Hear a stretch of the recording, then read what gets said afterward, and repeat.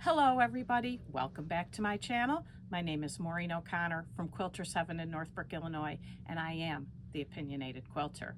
Today's episode, number 122, thank you to the viewer who gave me the suggestion, curved piecing. But before we get to that, I have an opinion today regarding making money sewing.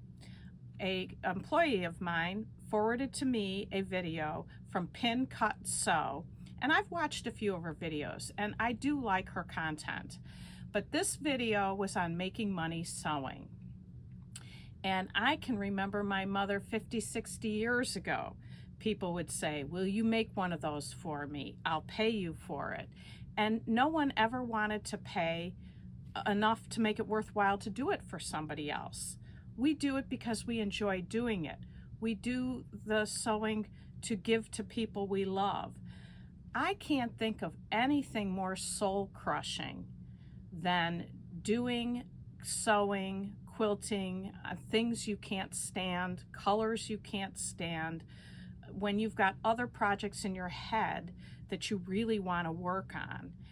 And it's always that I'll pay you for it. It comes to negative in the payment area, the cents per hour. I say, yeah, they'll pay you negative $20 per hour. If you do want to make some money sewing, this episode of Pin Cut Sew does have some good suggestions if you like doing those things. One thing she did was work for an interior designer who gave her fabric and said, make these drapes or make this valance. I can't do that. That's just not in my sewing repertoire.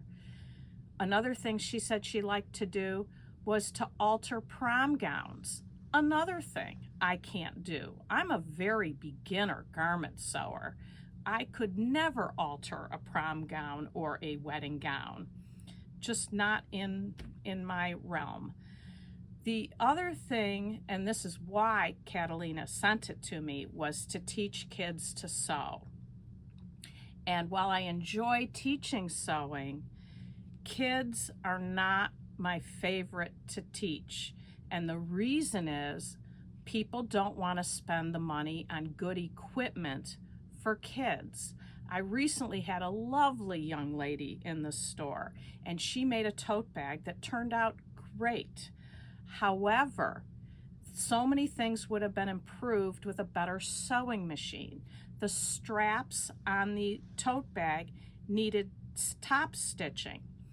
And when a machine doesn't have accurate lines, or you don't have an accurate foot to gauge distance from the edge of the strap, you can't always get a straight line. And while she did a great job for the machine she had, she would have done a fantastic job with proper equipment.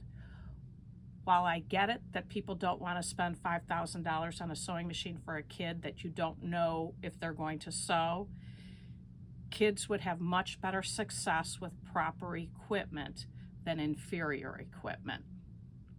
That's just my opinion. Now, let's get to today's episode. Well, I don't do much curved piecing. Again, the same as applique. It's something you should have in your toolbox. When I first started quilting, we didn't have all the tools and templates that we have today. And my first curved piecing was a drunkard's path, which is made up of these two pieces. And the way you work with these, first of all, you make your template the size block that you want to make it. And then you need to mark registration marks so that you can pin. These all meet up. So then when you put them on your fabric, you go ahead and leave the 1/4 inch seam allowance around to cut it out. And then you have your pieces and you pin. Now these are small enough that you probably only need to pin beginning, middle, and end. But I had, for some reason, the 1/4 marks in between the middle and the ends. So you go ahead and you pin. I pinned the end, I pinned the middle, end and in between using my registration marks. You go to the sewing machine, sew it, and it's always going to be easier, again with the right equipment. Have your knee lift so as you're turning your piece, you can keep your hands up at your work, and you have your knee lifting your presser foot. So then once you've sewn it, you just press it, you've got your unit. Simple. You do want to clip your curves like we did on that applique leaf. You do need to clip the curves so that you can press it nice and flat. But that's a very common example of curved piecing. Now, why do I not do much of curved piecing? It's a little too fussy for me for the most part.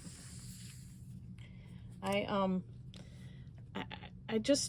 know I pin everything to keep intersections to meet, but I generally don't like the fussiness of the curved piecing. Now, the other, besides the drunkard's path, the other major curved piecing item that I see is the double wedding ring.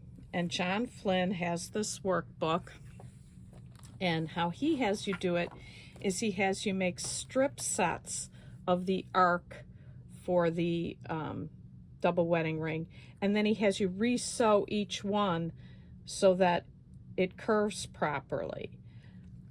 I find that insane. While people love this method, and many have been made this way, that's just making strip sets and then re-sewing every single intersection doesn't make sense to me. Another thing, like I said, was the templates that are now available today. You can find, I don't know how bad this glare is going to be here, but the drunkard's path, you can find templates for that, and these have the registration marks in it already. I don't know if it shows up on the camera, but there are registration marks that you can put a pen in, and some have where you can cut a little with your rotary cutter. And there's double wedding ring template set, that's Marty Michelle's. Creative Grids makes one. And there's also all kinds of circle templates. Creative Grids makes 5 different circles. They also have an oval template.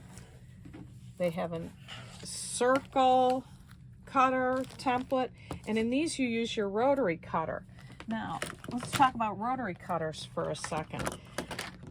Your regular 45-degree rotary cutter is not going to work real well getting around these curves.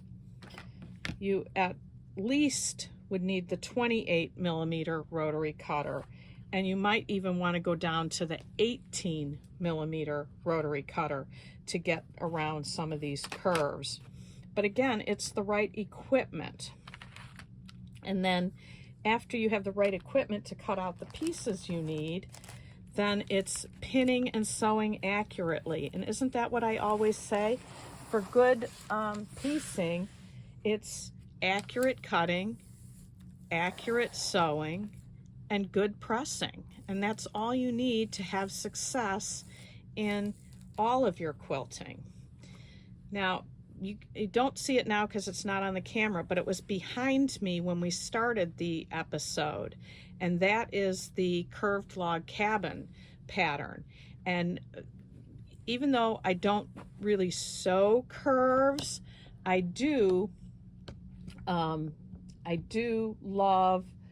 the illusion of curves.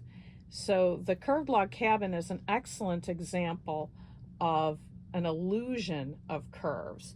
Another one is the galaxy pattern, and this uses the, Deb Tucker's V block, also known as triangle and a square, peaky and spike.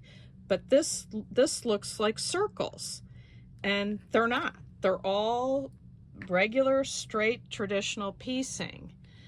And I really like the illusion much better than actually sewing curves, if it's a pattern that would work for that. The last thing I wanted to show you on curves is foundation paper piecing. And this is a pattern from Quiltworks, Judy Niemeyer. And this pattern is a double wedding ring. It also has a bunch of applique on it.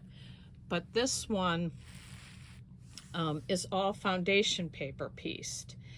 And while I do a little bit of foundation paper piecing, I'm not sure I want to do a whole humongous quilt of it.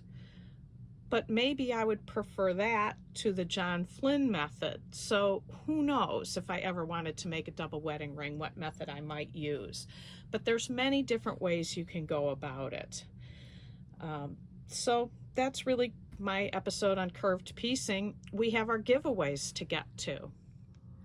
The winner of the Jaybird quilt is Pam Brewer 9082.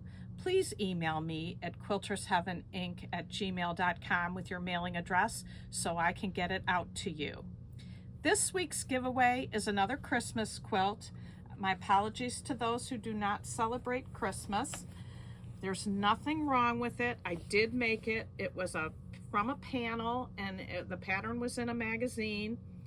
And if these are your colors and you want to finish this off, go ahead and enter. In order to enter, you need to like, comment, and subscribe. And in the comment, please put Christmas quilt. And that is today's episode. Thanks so much for watching.